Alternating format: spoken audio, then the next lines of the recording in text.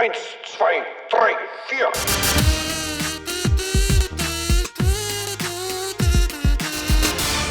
Pipapo. It's a word that doesn't mean anything. It doesn't mean nothing. There's a word for nothing. Germans have a word for nothing. It's nix. Nix is nothing. But this doesn't mean nothing. It just doesn't mean anything. It just has no meaning. Pipapo, you use it. Sometimes people use it for whatever, for etc. And they'll say, well, bring the stove and the kitchen sink and pipapo, and they'll say, whatever. But it's more than that. It's like a word that you use if you want to say something, but not to mean anything. And sometimes you need that. I mean, I need that a lot. You look at the world today and everyone is always talking, constantly talking, and they always mean something. And sometimes they mean nonsense. Sometimes they mean something important. Mostly it's nonsense, but still, there's always, even if they say, this bag of chips is $2.50, that has meaning, right? Now, I mean, if you took all the words spoken today, it's spoken from the beginning of time, and you transformed every word into like a grain of sand, the world would be so overweighted by the weight of this meaning that it would sink to the bottom of the universe. Imagine that for a moment. The world overweighted with sand of meaning sinking to the bottom of the universe. I kind of like that. Anyway, pipapo. Sometimes you're asked questions or there's conversation going on and you just think, what are we really talking about here? It's someone, someone says, how's it going today, Eric? And, sometimes you just want to say, pipapo. Well, how was that movie? Pipapo. What is this book about?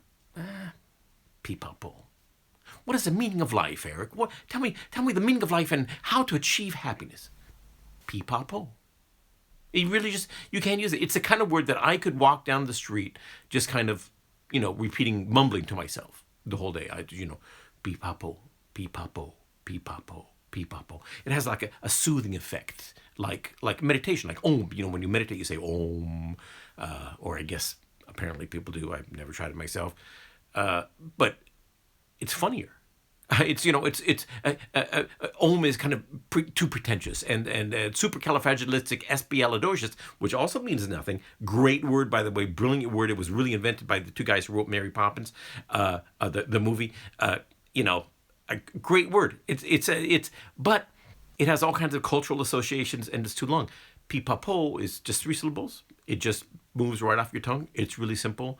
Since learning this word, I kind of tend to replace other words with this word. Even like in great literature, like my favorite example is Nabokov's Lolita, which is a great book, a classic book. It's real great art, and that opening sentence, the opening 2 or 3 sentences are probably some of the most famous opening sentences in English literature. But wouldn't it be even better if we replace it with pipapo? I have it written down here. Let me read it to you here. This is the original. Lolita, light of my life, fire of my loins, my sin, my soul, Lolita. The tip of the tongue taking a trip of 3 steps down the palate to tap at 3 on the teeth. Lolita. It's beautiful, see? Here we go. I think this improves it. Pipapo, light of my life, fire of my loins, my sin, my soul, pipapo. The lips of the mouth closing 3 times, each time a little less firm at first, but then only gently closed, and then on 3, roundly open to let out the air at once. Pipapo. See? 1, 2,